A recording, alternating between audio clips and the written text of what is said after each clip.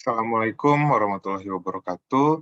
Bertemu lagi di minggu yang baru, pelajaran mata kuliah pengantar studi seni rupa, desain, kriya, dan industri kreatif. Pada minggu ini, kita akan ngebahas mengenai studi kreativitas dalam penciptaan seni, imajinasi, komunikasi dalam otak, dan kekuatan pikiran. Kalau dilihat secara sekilas sih memang agak-agak berat sih ya, tapi nggak apa-apa, kita akan membahas satu persatu nantinya secara lebih mendetil.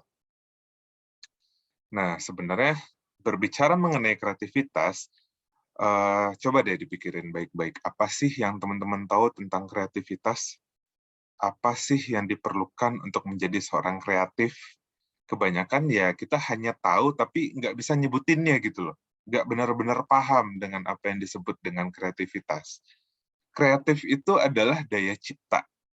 Ada kaitannya dengan fantasi, imajinasi, orisinalitas, inventif, intuisi, dan estetis.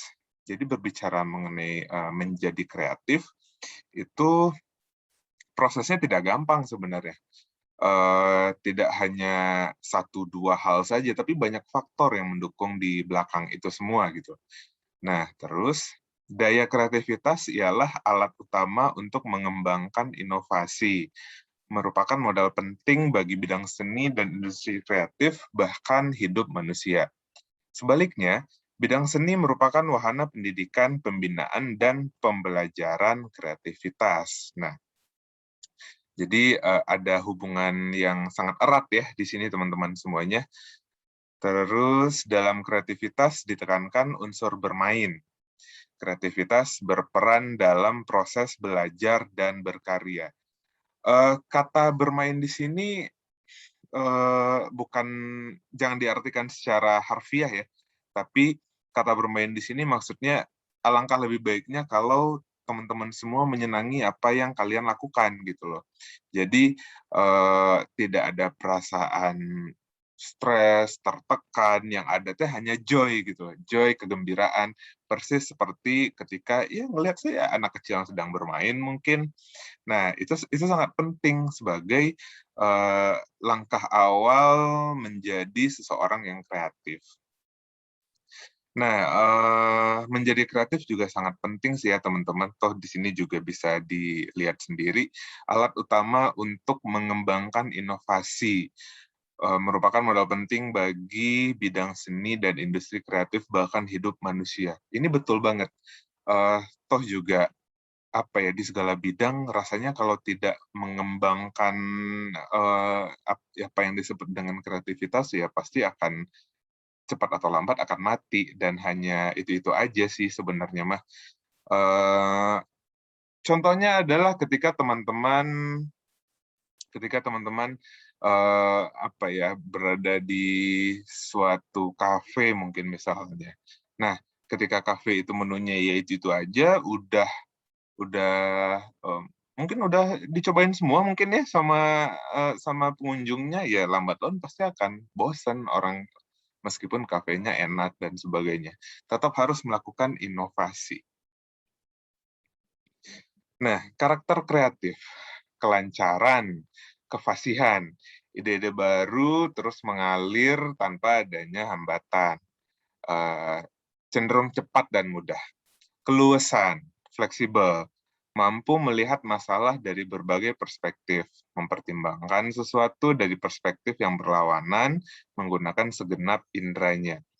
Orisinalitas, berbeda daripada umumnya, unik, tidak lazim, eksentrik, nyeleneh, out of the box. Identitas sih ya, kalau menurut saya mah, saya juga sering banget nyebutin bahwa sebagai orang yang bergerak di bidang seni, desain, ataupun kriya, identitas itu sangat penting. Kalian harus bisa menggali diri kalian sendiri, mengenali diri kalian sendiri, menggali potensi yang ada, dan menunjukkannya gitu di setiap karya kalian. Itu bisa jadi salah satu bentuk identitas. Kepekaan, mampu menangkap pesan yang terlewatkan orang lain, elaborasi, mampu mengembangkan ide sampai tuntas dan mendetil, redefinisi, mampu melihat sesuatu yang lain berbeda saat melihat sesuatu. Holistik, menyeluruh. Mungkin kalau redefinisi ini permasalahan sudut pandang mungkin teman-teman. Tidak ada salahnya ketika semua orang A, tapi teman-teman mempunyai pendapat B misalnya.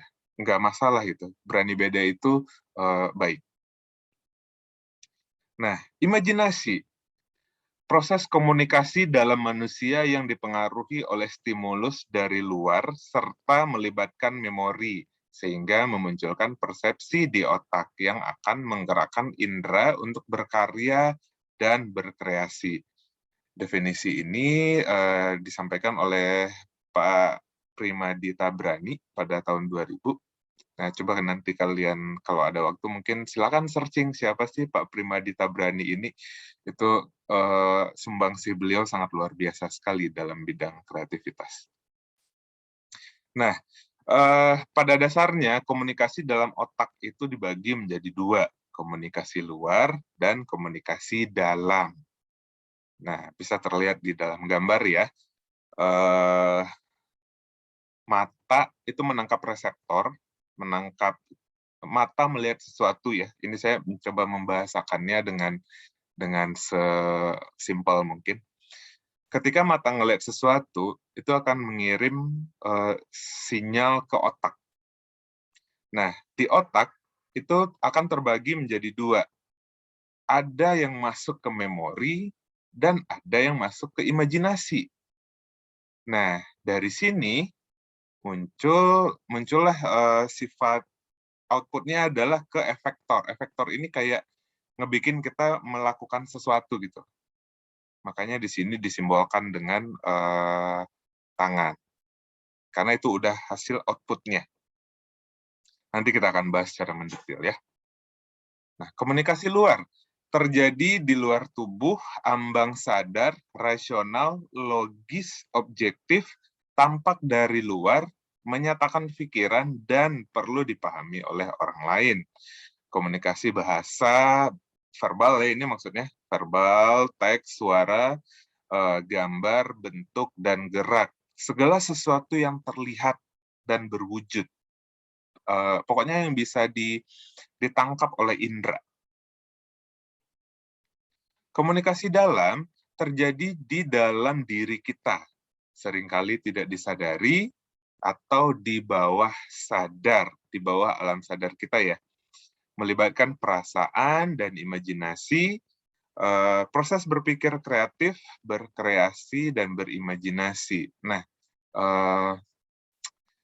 perlu diketahui, proses imajinasi, proses yang melibatkan ini semua pada setiap orang itu beda-beda.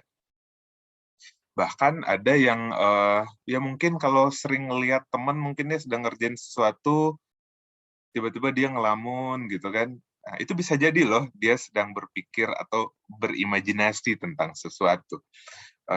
Nggak apa-apa, tidak bisa disalahkan juga karena tidak semua orang punya proses kreatif yang sama. Gitu sih ya, bisa dimengerti ya teman-teman semuanya.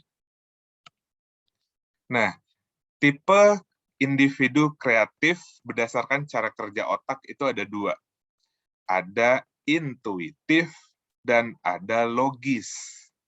Apa itu intuitif? Kemampuan kreatif yang berasal dari inspirasi, ilham, dan intuitif. Maksudnya di sini adalah secara nggak sadar gitu loh, oh iya bener juga ya. Nah, kurang lebih kayak gitu ininya, perumpamaannya. Jadi secara intuisi dia menemukan sebuah solusi dari problem yang ada.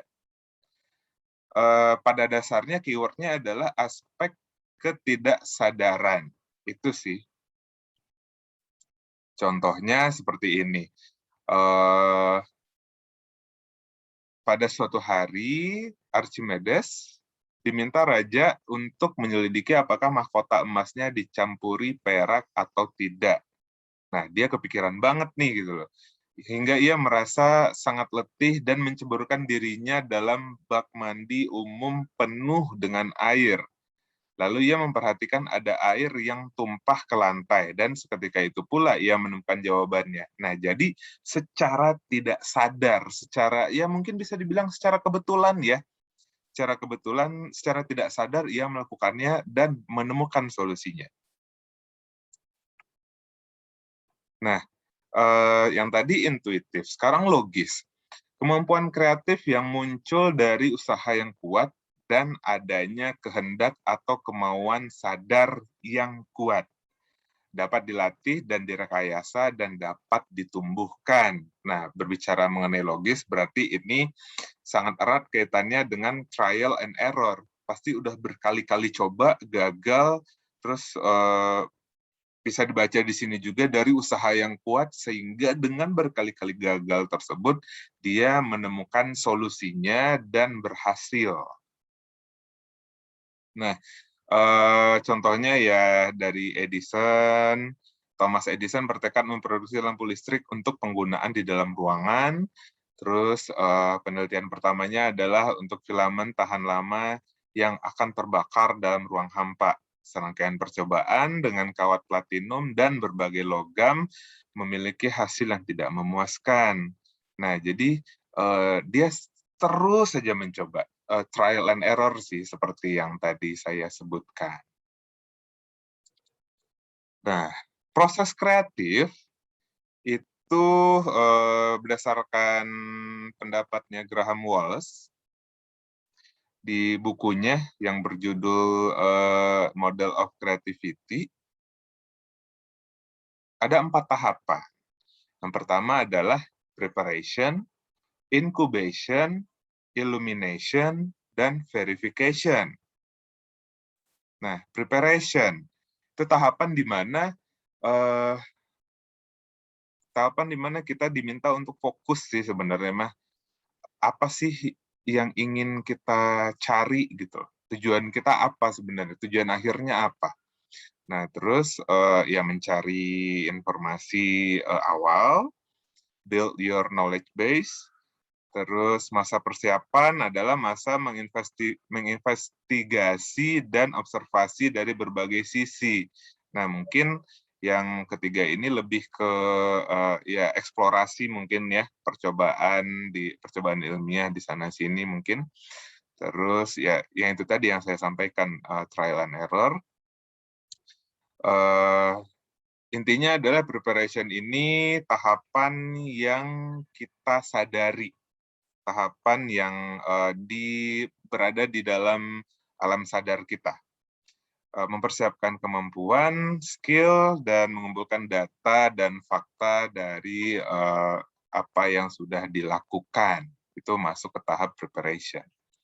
Nah, sekarang incubation. Inkubasi merupakan proses yang terjadi pada alam bawah sadar.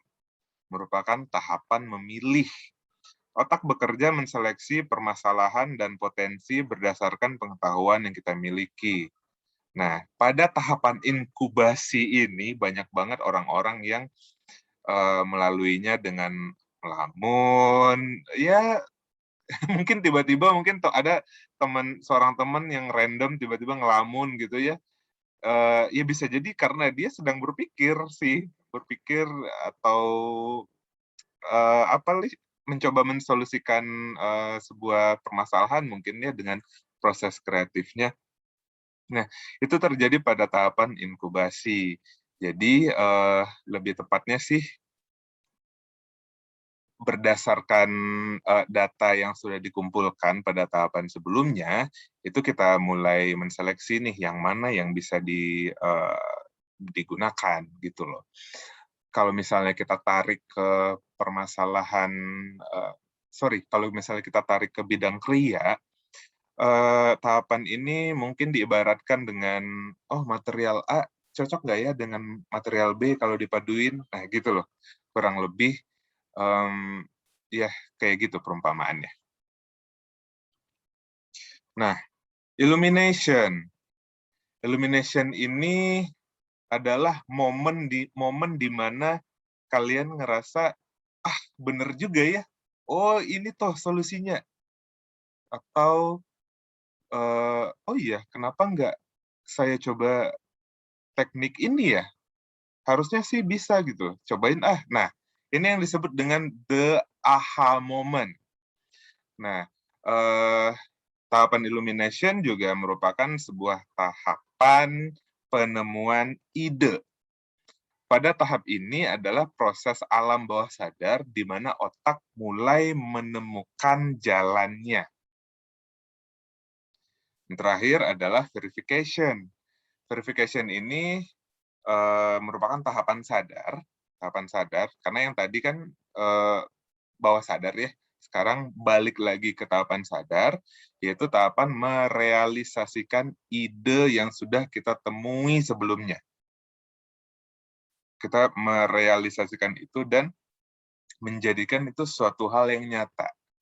Tahapan yang menunjukkan skill merupakan proses pembuktian dan pengakuan terhadap apa yang kita kerjakan. Oke, sekian dulu presentasi materi untuk minggu ini. Semoga bisa dimengerti dengan baik oleh teman-teman semuanya. Assalamualaikum, selamat pagi, siang, sore, malam buat teman-teman kapanpun menonton ini. Tetap sehat. Dah.